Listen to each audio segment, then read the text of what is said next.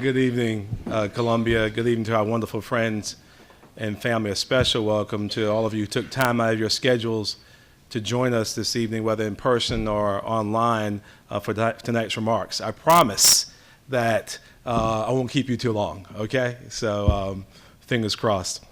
To my fellow members of Columbia City Council, including our new Mayor Pro Tem, Ed McDowell, I will tell each of you without hesitation that I have the pleasure of serving with the very best city council in this country. We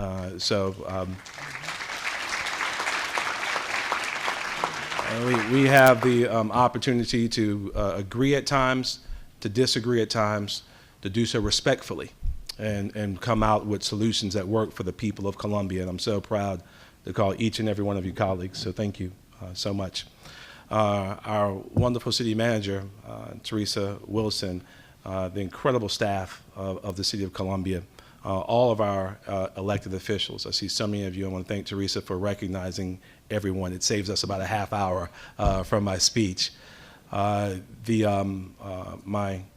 amazing mother and father, Sam and Maggie Benjamin. I see my Aunt Janetta is with us, my sister-in-law, Cynthia, my two adopted parents, Donald and Adrian Gist, my sun, my moon, my stars, DeAndre, and my beautiful daughter, Bethany. We had a debate as to whether or not she could wear her Vans tonight. And as usual, she won the debate. So I'm sure I'll hear about it from my wife later. Our other awesome little lady, Jordan Grace, ditched me tonight for a school trip. How could a bus trip with a bunch of 12-year-olds to Disney World compete with her 50-year-old dad giving a speech in downtown Columbia? Who knew? You know, but I lost that one. So she's not with us this evening. Tonight's extra special because this is actually my 10th State of the City, y'all. Yeah.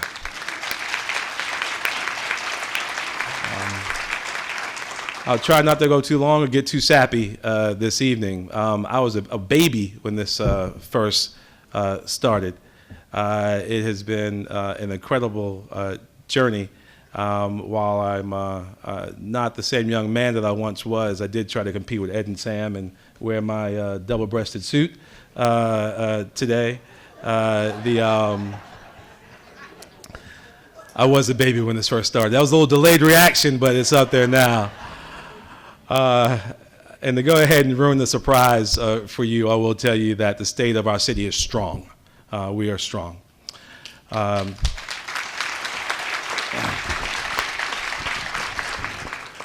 10 years ago in April, I was elected mayor of the city following 20 years of incredible leadership by Bob Coble. We're thankful to him. I am to him for still providing me amazing advice and counsel as I try to do the job on behalf of the people of the city.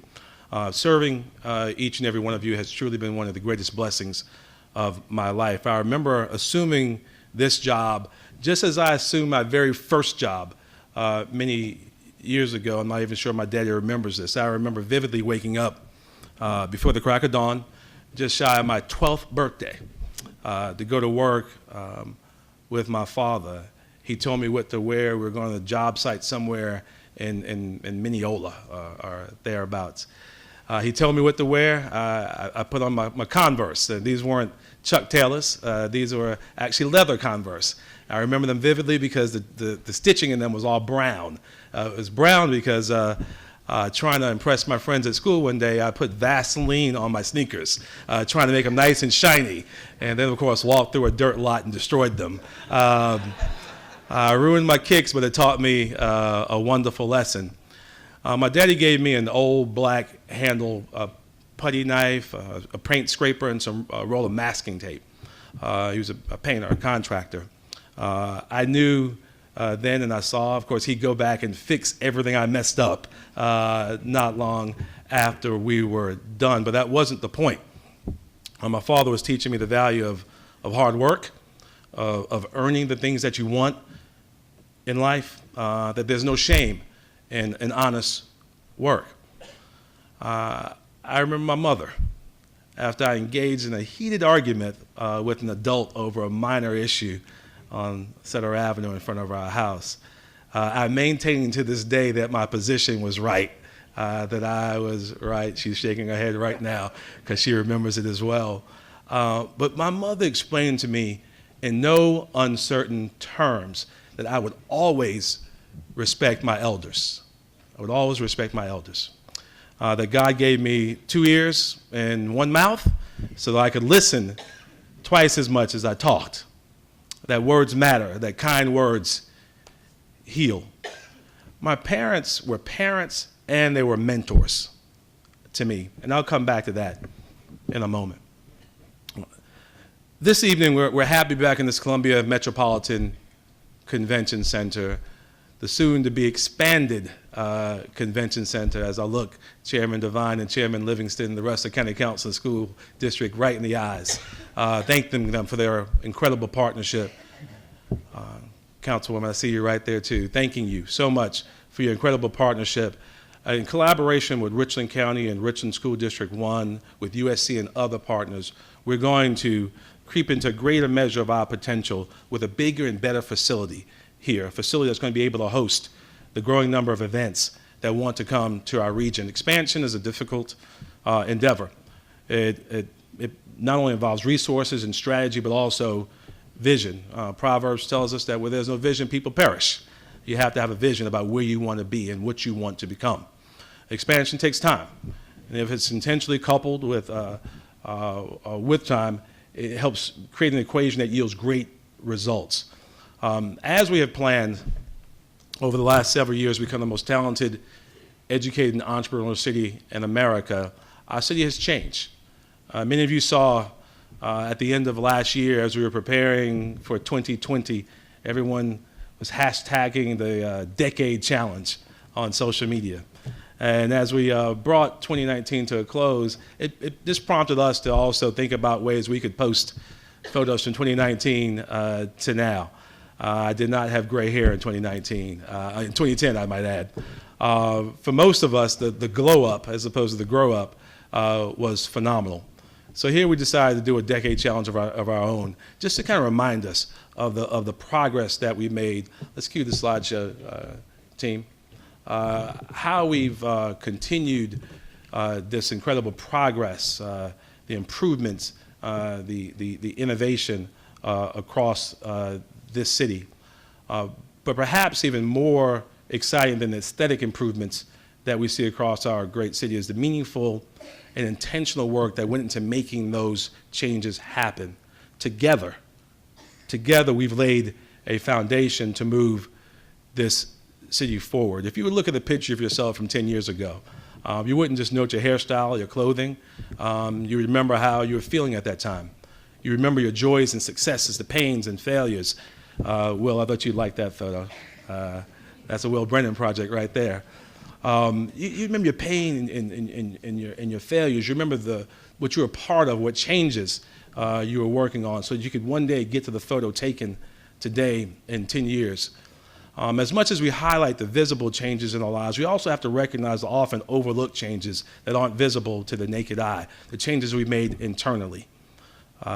We've incurred, Madam City Manager, Jeff, Missy, and others, budget surpluses in 8 of our last 10 years. We've cut property taxes in the city of Columbia by over 12 mills over the last decade. Our city tax millage is down from 106.1 mills to 94.1 mills. We're investing nearly $750 million in water, sewer, and stormwater infrastructure, watching our sanitary sewer overflows drop precipitously each year. We received each year since 2014, 15, 16, 17, and 18, the Certificate of Achievement for Excellence in Financial Reporting.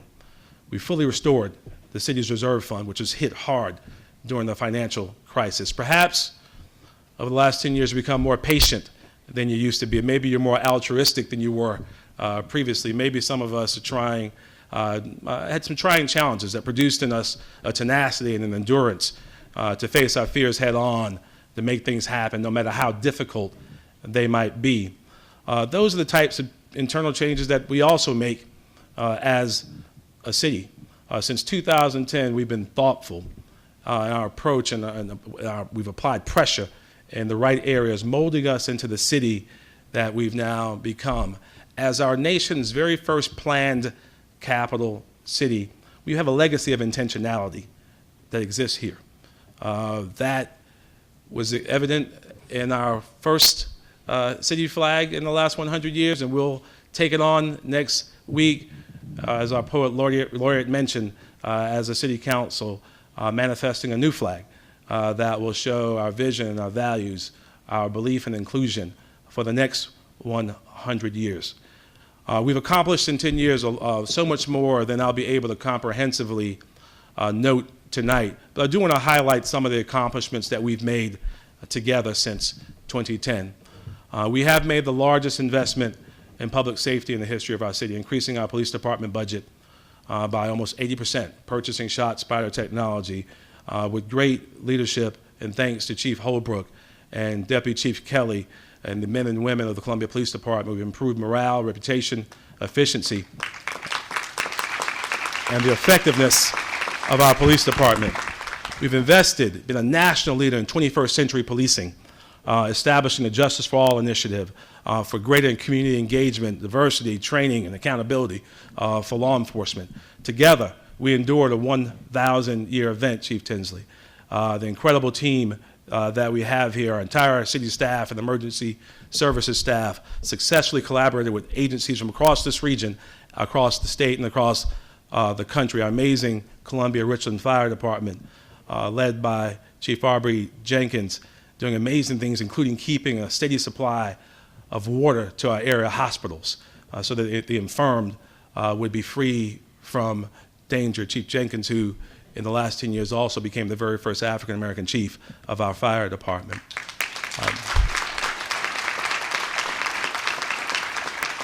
He continues to lead that department with distinction. We have revitalized Main Street, seeing nearly $2 billion in economic investment in downtown Columbia. Public-private partnerships led by the city and the business community. Thankful to the City Center Partnership, to the Columbia Museum of Art, to One Columbia, Soda City, and so many others. The heart of our city is thriving. We facilitated an amendment to our zoning code to permit student housing in the Central Business District, which permitted the conversion of the former Scanner headquarters, 452,000 square feet of emptiness and a drain on Main Street, to the hub, which added nearly 1,000 new citizens to Main Street to help with its vitality. We established the Columbia Bicycle and Pedestrian Advisory Committee. The city achieved its very first listing as a bicycle-friendly community by the League of American Bicyclists. At Bull Street, we started the 20-year transformation of the largest tract of undeveloped land east of the Mississippi into a new district in our downtown, 2.5 times the size of the Central Business District. Constant development and preservation underway as we speak. We brought professional baseball back to Columbia with the Fireflies in Segra Park, Baseball Digest Stadium of the Decade.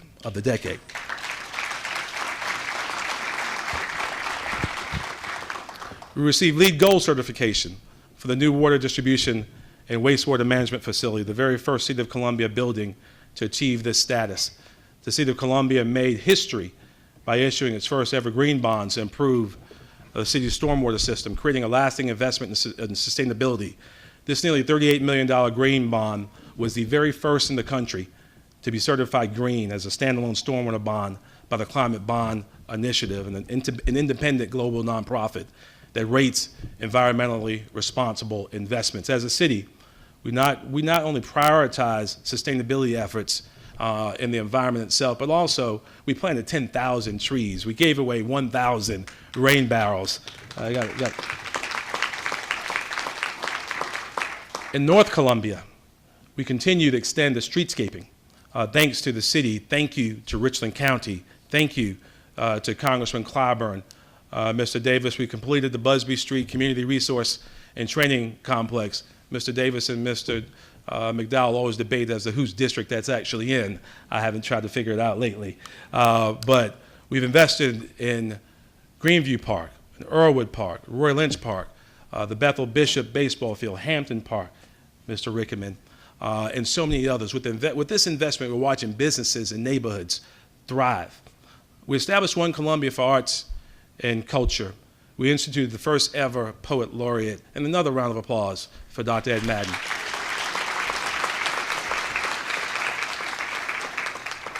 Who amazingly captures the spirit of the city every single time he gets up here. And we established Stormwater Studios with the Columbia Development Corporation.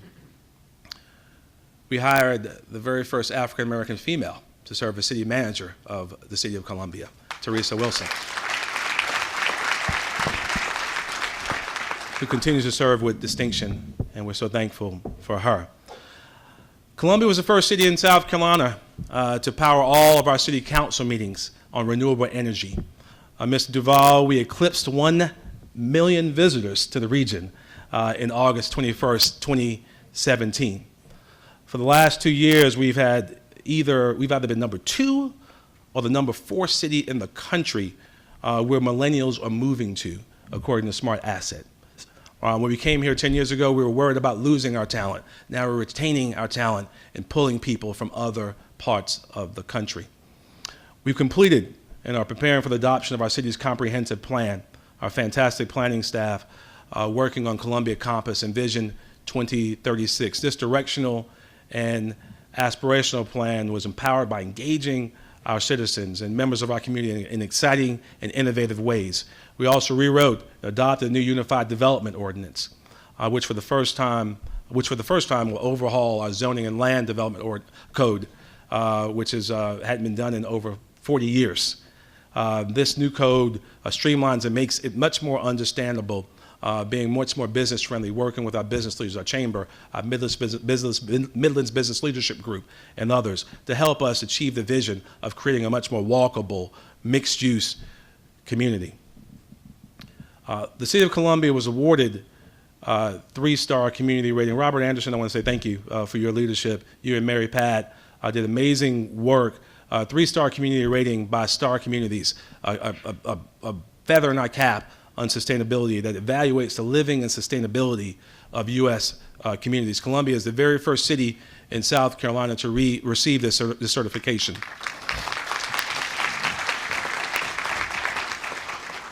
And while the past decade was quite exciting, last year specifically, Columbia had one of our proudest years to date. We passed several exciting new city ordinances. As one of the only states in the country, regrettably, without a hate crimes law, we passed a hate crimes ordinance that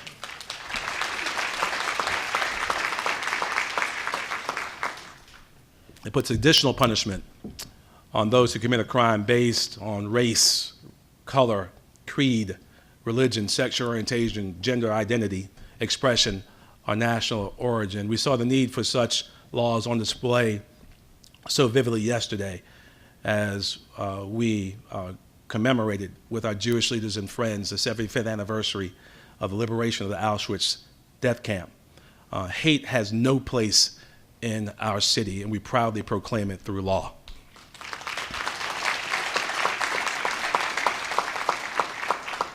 This week's tragedy with basketball superstar Kobe Bryant and his daughter Gianna, the Altabellis, the Chesters, Ms. Mauser, and Mr. Zobayan, that pain of loss was felt across communities everywhere, and ours is not unique. And though that was an accident, the pain and the loss of death is real. Regrettably, we've all felt it. We work closely with our men and women in uniform, 21st century policing, working with families across our city, organizations like Serve and Connect, our Columbia Urban League, our fantastic neighborhoods like Booker Washington Heights and others. I will tell you that too many families across this community feel that same pain of loss every day, losing loved ones. And I will tell you this is why we will not stop, Mr. Attorney General, from working to take illegal guns off the streets of Columbia, South Carolina.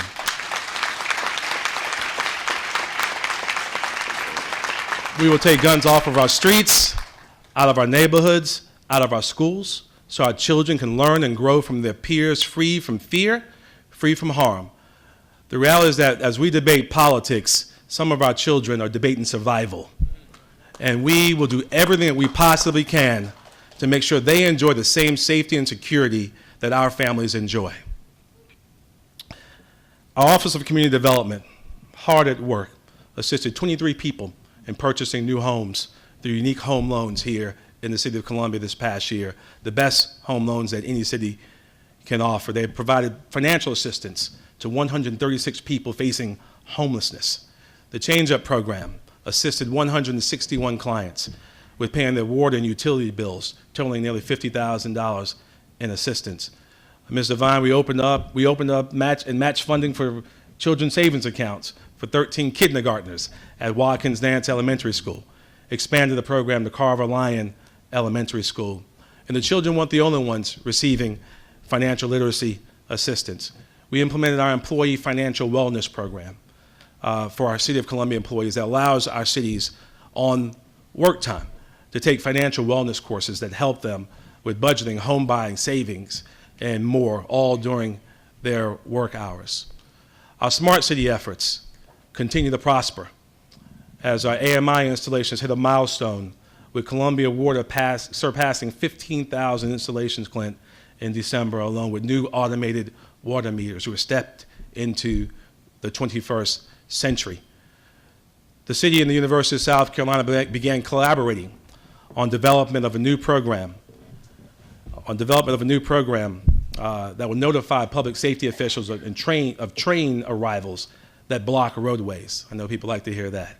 I literally get a tweet every single day about a train blocking the roadway. But this program was going to allow public safety agencies to properly plan for these impediments and dispatch responders accordingly to ensure that the time isn't lost in responding to emergencies. We are the first city in the country to test this type of program, and we're proud to be working alongside our flagship university on this effort. Once developed, further discussion to take it around to other places will be active.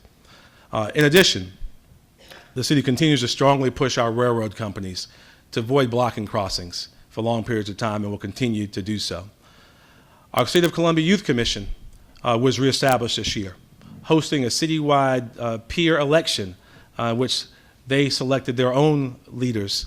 It's no surprise to many of you that the future is female.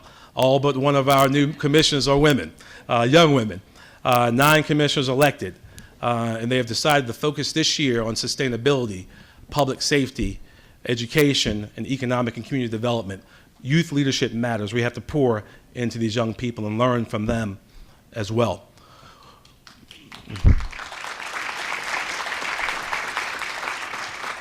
We worked aggressively this past year to put together a comprehensive plan for the city to achieve our goal to be ready for 100, to be supported by 100% renewable energy by 2036.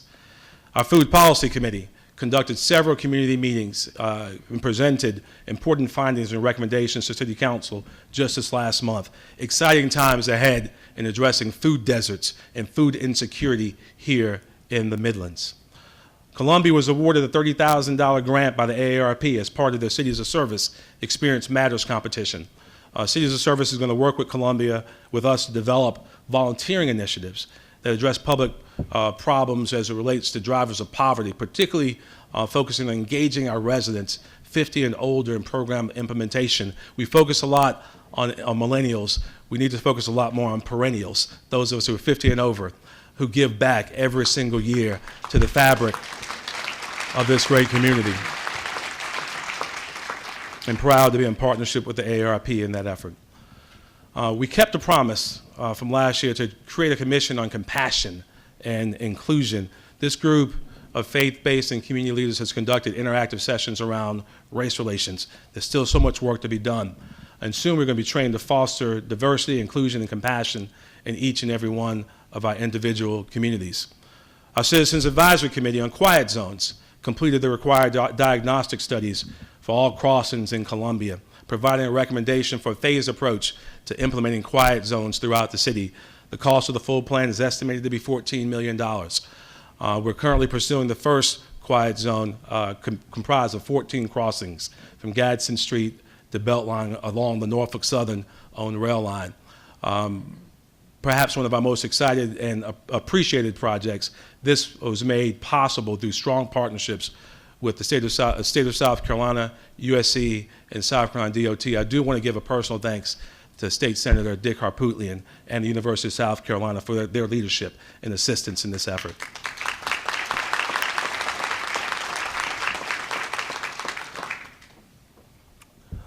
So while we had many accomplishments and progress this past year, collectively, we faced many challenges in 2019. 2019 has in some ways fueled an aspiration for better days to come in 2020. As we all know, this year will be incredibly important, not just for our city, but for our entire country. With the presidential election coming, there are other issues that are also of great importance, but not yet discussed as much, including this year's census. One person loves the census over here. I'm not sure who that is. The City of Columbia and our Complete Count Committee are working to ensure there's a complete and accurate count for our city when the census kicks off in April. Many people don't realize the census impacts every aspect of what we do here in our city. Community organizations use census information to develop social service programs, community action projects, senior lunch programs, and child care centers. Businesses use the numbers to decide where to locate factories, headquarters, shopping centers, movies, theaters, banks, and other offices, activities that also often lead to new jobs. Even 911 emergency systems are based on maps developed from the last census. And when disaster hits, the census tells rescuers how many people will need their help. This will also be the first year that we'll be able to fill our census online. So we need, or by phone, also by mail. So we want our city to have the resources and data necessary to both fulfill the needs of our community and advance us, so we can all play a role in ensuring that the census is performed accurately. It's another year in which we're going to use innovative tools to try and get our everyday tasks done. We're going to drastically change that this year as well by bringing more awareness to free tax preparation in our city. The United Way of the Midlands, the Cooperative Ministry, SE Thrive, been working on the front lines to put money back into citizens' pockets using the Earned Income Tax Credit. And this year, working with them as mayor, I'm committed to helping amplify the great work that they're doing by working to put another $1 million in the pockets of our citizens using the Earned Income Tax Credit across this community.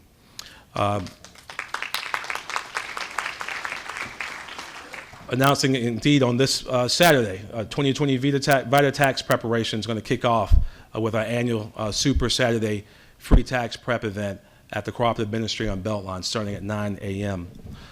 In our continued commitment to sustainability, we're also thrilled that Columbia Water is going to install a solar farm intended to provide 2 megawatts of power here to the metro region, built adjacent to our facility on I-77 and Bluff Road. It's an exciting opportunity that we've been looking forward to and thankful for the work and leadership of Columbia Water. Clint.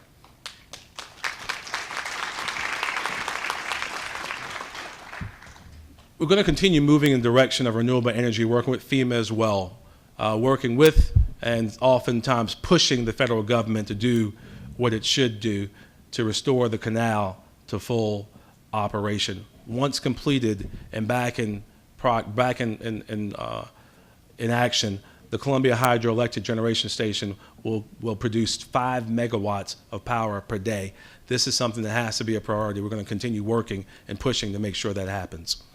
That power will literally and metaphorically power actions and events and projects all across our city as we work to develop the census tracts known as our opportunity zones, intentionally committing to make sure that development projects consistent with our original vision of opportunity zone projects becomes real, that the upgrades will not just be to land, but also for the people who live in those census tracts.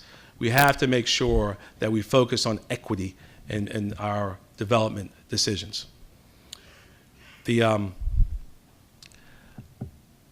We're going to continue in our development efforts as we revitalize and invest also in Finley Park, a plot with so much land and character.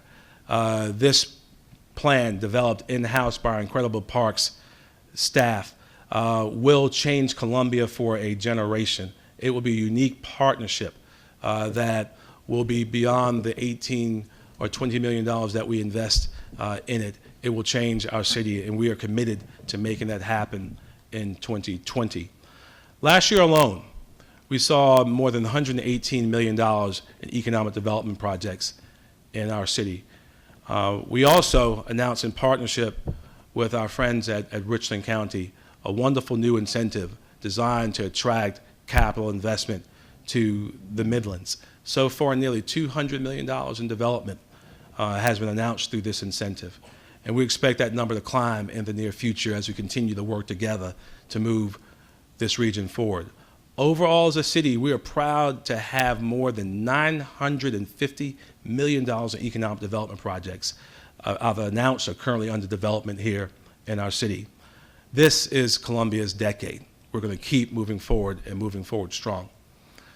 And details are being finalized to work with transitions to begin to also employ our unsheltered citizens, our homeless citizens, to complete beautification projects across the city. It's being finalized, and we're excited to see that underway.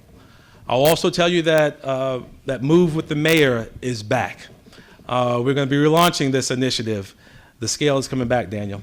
All right, so we're going to be focusing on men's health by hosting a Men's Health Week during the month of June, which is Men's Health Month, focusing on ensuring that health and wellness and a holistic approach is a priority to the men of our city. Knowing where we were in 2010 and where we are now in 2020 grants us a proper perspective to prepare for the next decade and the decades to come. As we look ahead, it gives us an opportunity to think about the intentionality required to achieve progress. How do we want to adjust from here? Where is space to improve so that the goals we've outlined in our 2036 vision statement are attainable? What resources in both human and financial capital are necessary to make sure that changes happen and keep our timelines properly paced? None of us knows what tomorrow holds, but the humbling truth is that keeps us both expectant and reliant on one another. As we look to tomorrow, 2020, 2036 and beyond, let's not forget to do a few things. We can build infrastructure and build buildings, but this year I hope that we also focus on building people. And that's why I come back to my parents as mentors and our role as mentors and leaders. As I stated earlier, I didn't just have Sam and Maggie as wonderful parents. I had two mentors, and many of you did too. A lot of our children don't have enough mentors in their lives. Many of them who do have good mentors, the mentors are busy working 2 and 3 jobs just to make sure they keep food on the table, the lights on, and roofs over their heads. It's incumbent upon us to make sure we step up and stand in the gap for the children of our community. So this year we'll host a 2020 Mentoring Summit. The goal is to aim at recruiting 500 new mentors for children who need them most across our community. We need your help to change the life of a child. I am personally reaching out directly to African American men. We need more black men on the front lines to help our boys get to where we know that they can get to. They have incredible gifts, and we've got to make sure we help them get there. I know the power of having strong men in my life. I have a father, now a father-in-law. I grew up with Mr. Strickland and Mr. Souffrant, Mr. Clark, Mr. Brown, Mr. Red, Mr. Mortiz, Mr. Hunter, and the list goes on and on of strong men who are committed to making sure that I was successful. I've already grabbed about 24 good men who agreed to join me on this journey, and I hope that many of you will as well. We want to go into this summer of 2020 with no child ever feeling the despair of believing that he or she is in this world alone. As Dr. King said, I believe that we can all lead because we can all serve. Let's serve a child in 2020. I say that saying that our role as leaders is not vested in our titles. Today, I'm your mayor, and tomorrow I may not be. It's important that we know that our titles represent our temporary standing in God's world. And that I'm a child of God, I'm a husband and a father, I'm a son and a brother, and then I'm the mayor in that order. It's so important that as leaders that we recognize our responsibility to each one reach one, each one teach one. We remember that leaders don't say go, that leaders say let's go, because we learn by following. That leaders give their service, not their soul, their service, and you retain your soul. That leaders build non-traditional relationships. You realize that two people equally yoked can see the same issue very differently. We respect a diversity of views, and we work together to solve problems. That leaders keep their faith out front. You manifest it in the way that you feel right, but there's always room for love and grace and mercy, which seems seemingly at short supply in today's world. Leaders are not embarrassed to pray and never ashamed to ask someone to pray for you. I promise you, there's power in prayer. There's power in prayer. Leaders remember to hug our family members a little bit tighter and pray for their safekeeping. Leaders remember to be kind and thoughtful to those around us. Leaders remember to use our time wisely, knowing it's how we choose to live in each moment that changes the trajectory of our lives and those that we see to influence. Leaders hold each other accountable, recognizing it's tough to stay the course at times, but the reward is always worth it. And finally, I want you all to remain ever hopeful about the future of this city that we are building together, because sometimes the world can seem downright scary and sad. But I believe in Columbia. I believe in the future of this city. This is Columbia's decade. Let's lead it together. May God bless you, and may God keep you, and may God bless the city of Columbia. Thank you.